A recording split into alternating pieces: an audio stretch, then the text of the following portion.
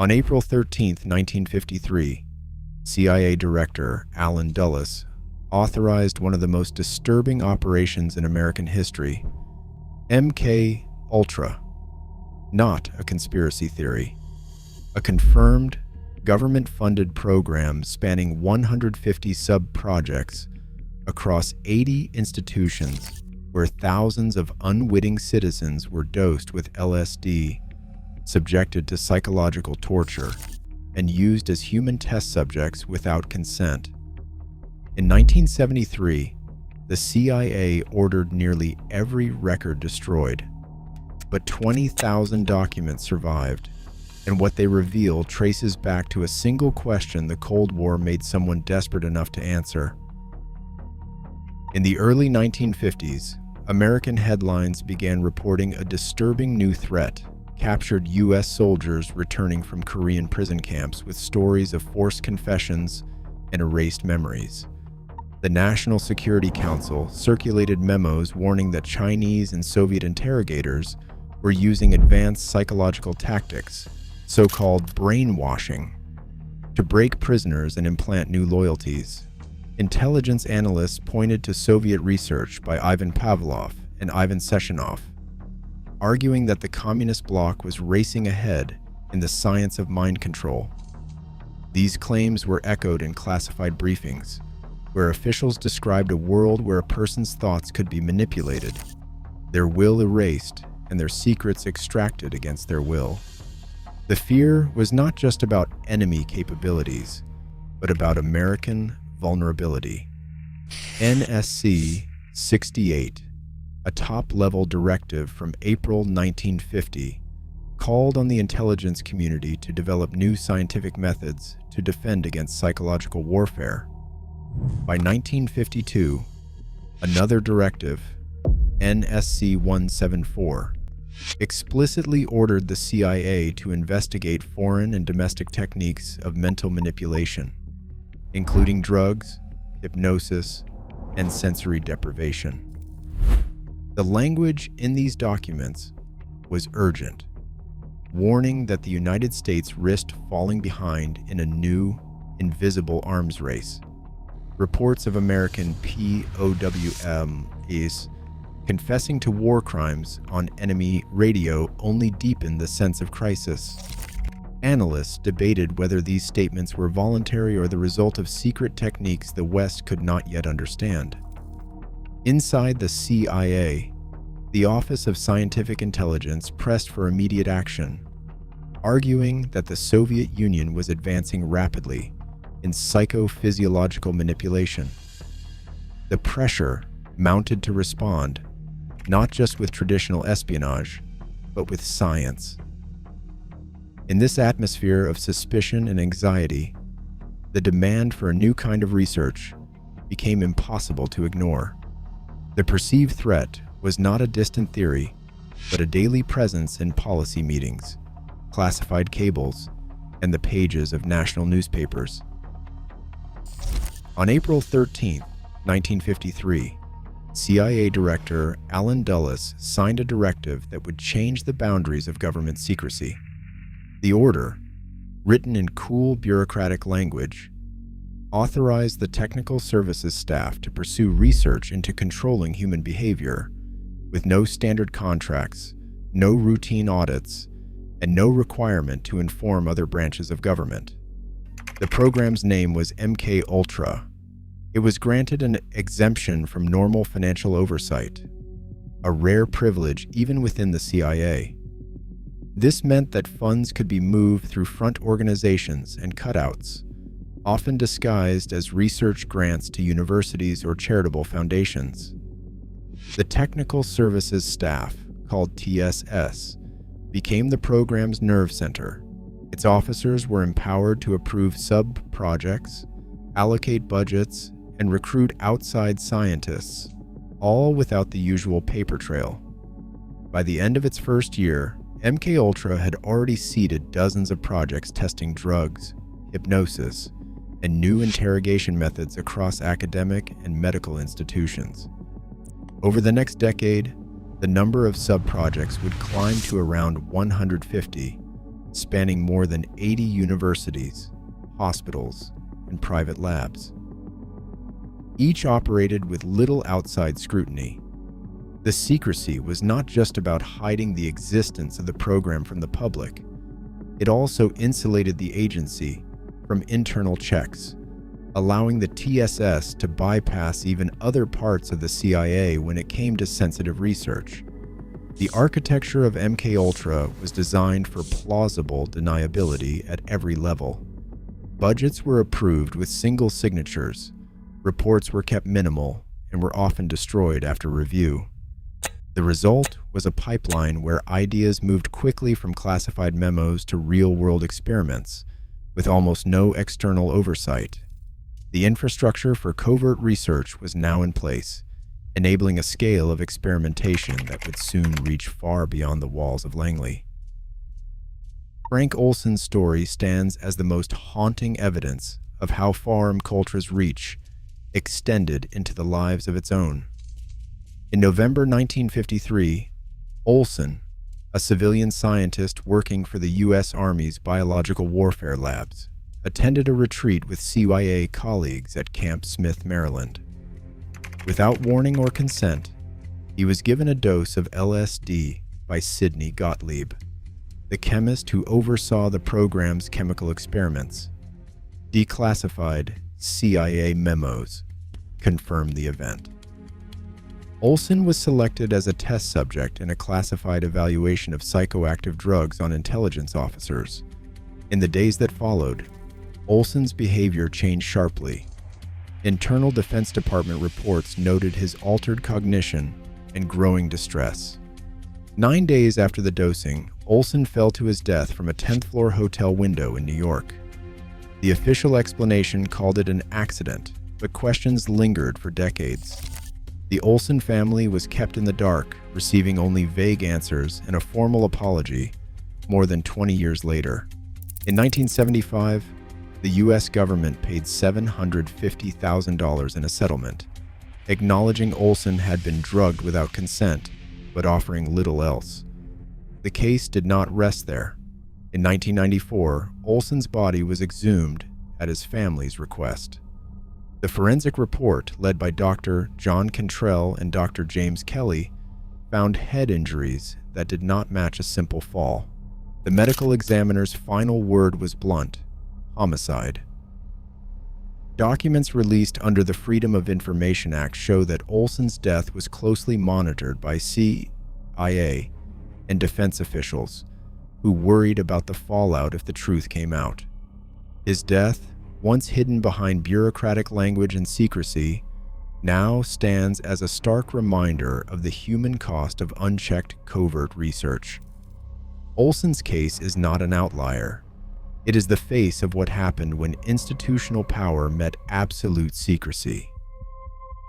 In a rented apartment in San Francisco's Telegraph Hill, a heavy drape covered the window and a one-way mirror faced the bed.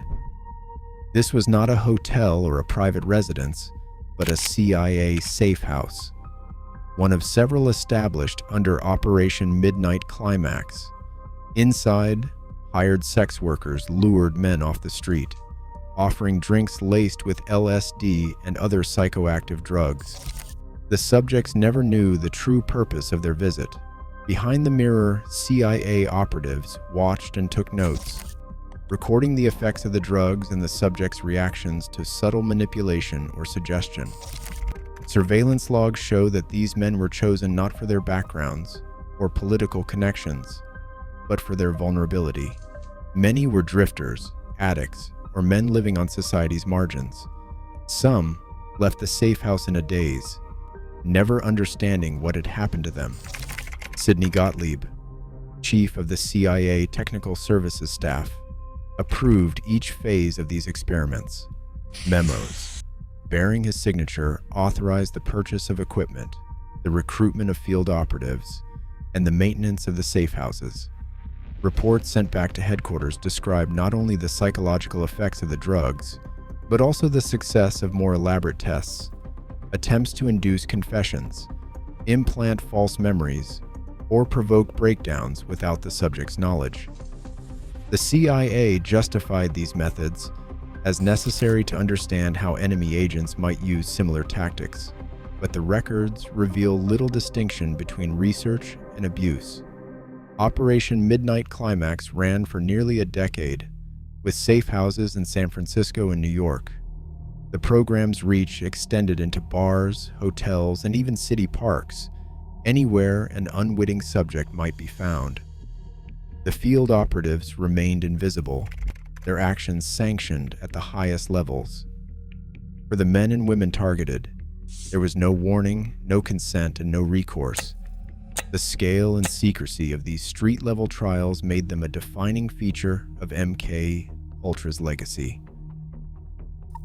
At Montreal's Allen Memorial Institute, a new level of experimentation unfolded behind locked doors.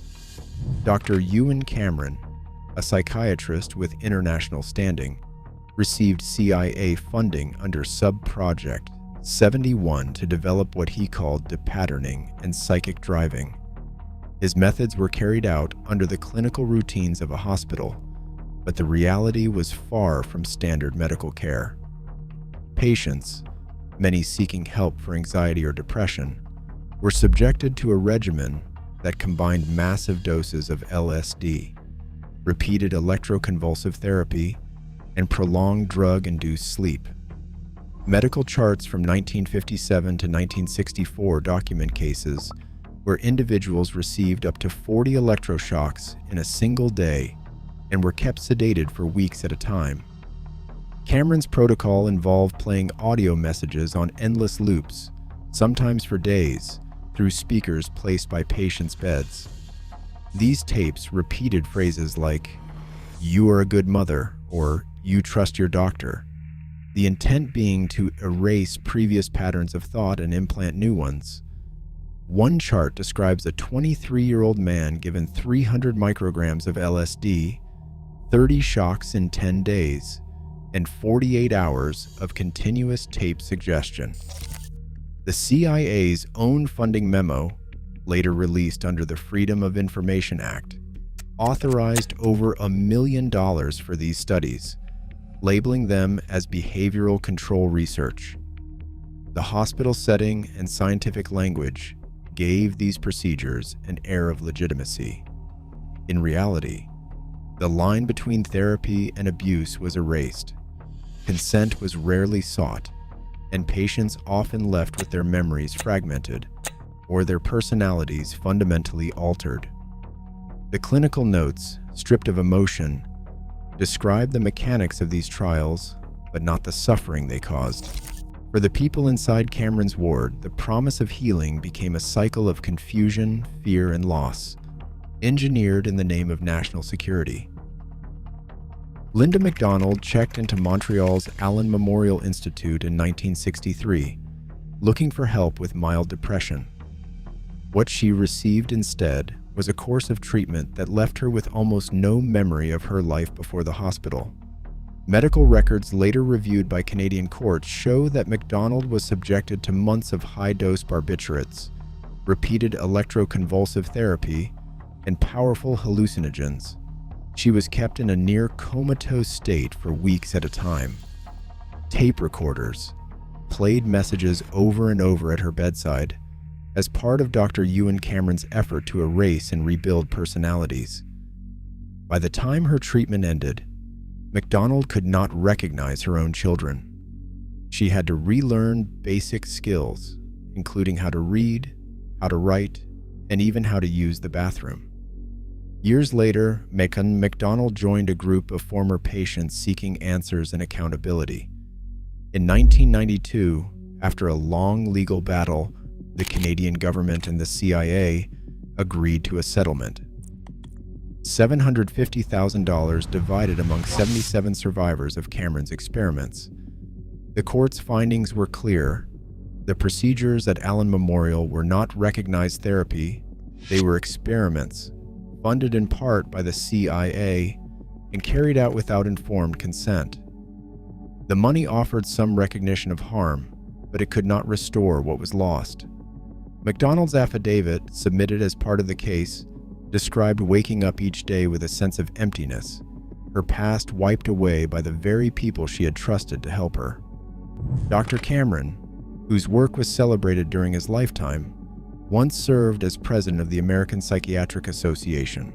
He died in 1967, never facing trial or disciplinary action. For survivors like Macdonald, the settlement brought a measure of public acknowledgement, but not justice. The official apologies and legal agreements closed the books for the agencies involved, but left the deeper wounds unhealed. The story of Linda Macdonald stands as a living record of what happens when scientific ambition and government secrecy override basic human rights. On August 22, 1973, a classified memo signed by CIA Director Richard Helms left no room for ambiguity. The order, stamped top secret and addressed to the Technical Services Division, commanded that all records, reports, and related material pertaining to Project MK Ultra were to be destroyed for security reasons. No copies were to be retained. The instruction was not a suggestion, nor was it cloaked in routine archiving language. It was a direct mandate to erase the evidence of decades of covert research, including thousands of pages, microfilm reels, financial ledgers, lab notebooks, and master logs tied to the agency's most secretive behavioral experiments. The envelope arrived at Sidney Gottlieb's office. He was the man who had overseen many of Project MK Ultra's darkest subprojects.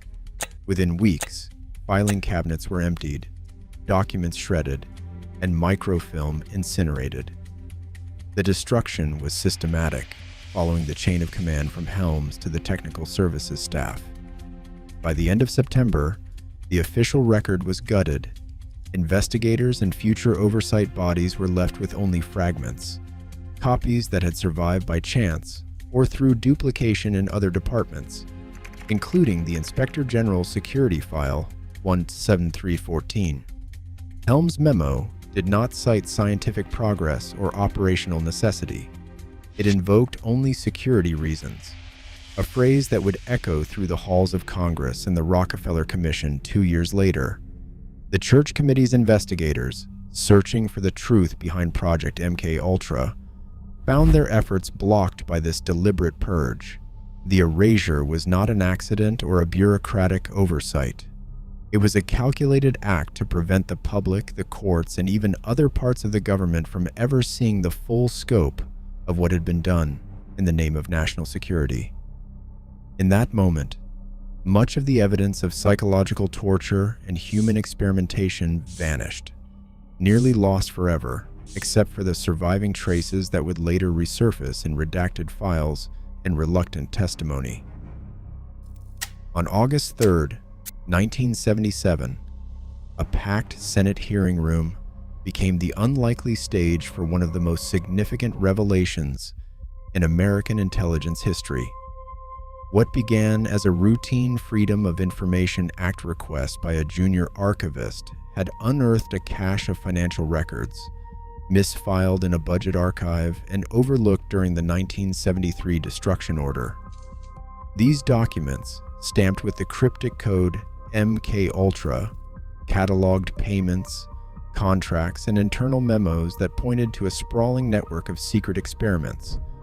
The Senate Select Committee on Intelligence, joined by the Subcommittee on Health and Scientific Research, convened in the Dirksen office building. Senators Daniel Inouye and Edward Kennedy presided over the proceedings, their questions direct and unsparing. The witness was Admiral Stansfield Turner, then Director of Central Intelligence.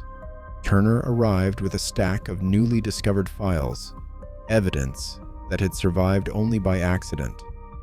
The records detailed 149 subprojects run through at least 80 universities, prisons, and hospitals. The paper trail described experiments ranging from LSD dosing of unwitting civilians to attempts at erasing memories and implanting new behaviors, all under the authorization of the CIA's technical services staff. Turner's testimony was measured but unmistakable. He confirmed, under oath, that the CIA had funded and directed research into mind control, often without the subject's knowledge or consent. Senators pressed for specifics: the number of people affected, the names of participating institutions, the fate of the destroyed files. Turner admitted that the full scope might never be known given the deliberate purge ordered 4 years earlier. The committee's staff read excerpts from the surviving documents into the record: clinical notes describing psychological torture, invoices for drugs and equipment, memos outlining the use of front organizations to conceal agency involvement. National news outlets reported the hearings live. Headlines the next morning left no doubt. What had once circulated as rumor or conspiracy was now an official matter of record. MKUltra was not speculation or myth. It was a confirmed program, sanctioned at the highest levels, whose abuses had touched hundreds, perhaps thousands of lives. The public confirmation forced a reckoning with the boundaries of government secrecy and the meaning of informed consent. In that hearing room, the line between classified operation and public accountability was redrawn, and the story of MKUltra passed from the shadows into the historical record. The evidence is irrefutable. MKUltra was not rumor or myth, but a government-sanctioned assault on basic rights. Decades later, many records remain destroyed, and most victims never saw justice. Today, as new technologies grant authorities unprecedented power over minds and bodies, the lesson endures. Oversight is fragile, and trust, once broken, is not easily repaired. What lines are we letting institutions cross now?